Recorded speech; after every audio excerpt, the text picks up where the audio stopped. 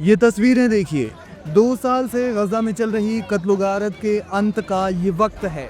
बंधकों की रिहाई हो रही है, लेकिन इस रिहाई के दौरान हमास के लड़ाकों के हाथों में है एडवांस हथियार।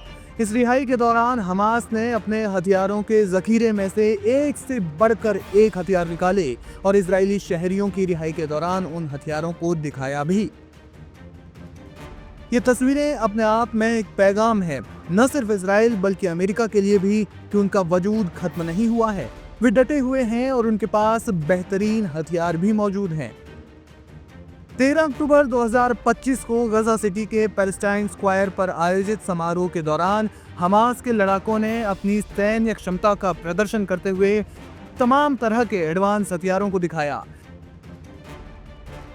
ये प्रदर्शन मुख्य रूप से संगठन की ताकत और भविष्य की वार्ताओं में उनकी स्थिति को मजबूत करने के उद्देश्य से था। रिपोर्ट्स के मुताबिक ये हथियार ज्यादातर ईरान, सीरिया और अन्य सहयोगी देशों से हमास को मिले हुए थे।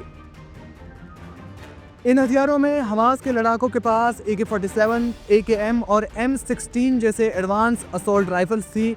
ये हथियार हमास की पैदल सेना की रीढ़ है। समारोह में सैकड़ों लड़ाके इन्हें कंधे पर लटकाए या हाथों में थामे हुए थे। इसके अलावा कंधों पर RPG-7 और RPG-29 जैसे रॉकेट प्रोपेल ग्रेनेड लॉन्चर प्रदर्शित किए गए।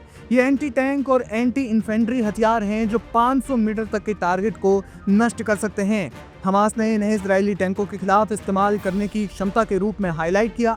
इस दौरान AGS-17 और MK-19 जैसे ऑटोमेटिक ग्रेनेड लॉन्चर दिखाए गए जो 40 mm ग्रेनेड फायर करते हैं। यह हथियार समूह युद्ध में उपयोगी हैं और समारोह में लड़ाकों ने इन्हें डेमो के रूप में प्रदर्शित किया। हथियारों के इस प्रदर्शन में सबसे प्रमुख रूप से रूसी निर्मित 9M133 Cornet anti tank guided मिसाइलें दिखाई गई। ये ईरान के माध्यम से हमास को प्राप्त हुई हैं और 5 से 8 किलोमीटर तक की रेंज वाली हैं, जो आधुनिक टैंकों को भेज सकती हैं। हमास के लड़ाकों ने इन्हें कंधे पर या ट्राइपॉड पर सेटअप करके प्रदर्शित किया, जो हमास की एडवांस क्षमता का प्रदर्शन करती है। इसके अलावा इनमें ड्रोन्स को भी दिखाया गया है जो हमास ने घर पर बनाए हुए हैं, जिनमें कि शाहिद ड्रोन्स को दिखाया।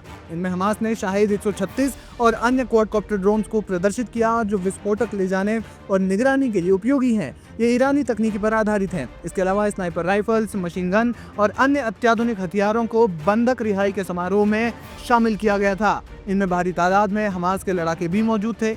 हमास ने ये इसलिए किया ताकि वो इजराइल और अमेरिका को एक संदेश दे सके कि उनके पास न लड़ाकों की कमी है और ना ही हथियारों की।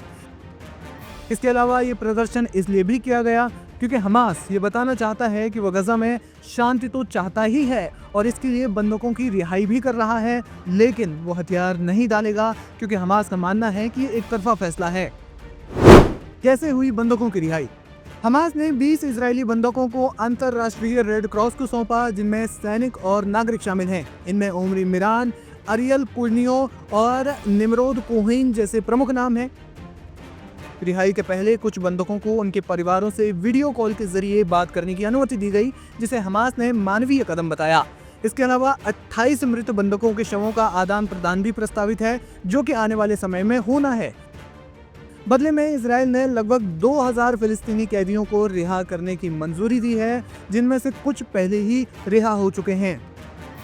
ये रिहाई ट्रंप की शांति योजना के प्रस्ताव का हिस्सा है, जिसमें गजा से इजरायली सेना की वापसी, मानवीय सहायता का प्रवाह और गजा के पुनर्निर्माण के लिए एक अंतरिम प्रशासन की स्थापना शामिल है। समारोह में हजारों फिलिस्तीनी समर्थक हमास के झंडे लहराते हुए मौजूद थे, जिसने इस आयोजन को एक सैन्य और राजनीतिक प्रदर्शन में बदल कर रख दिया।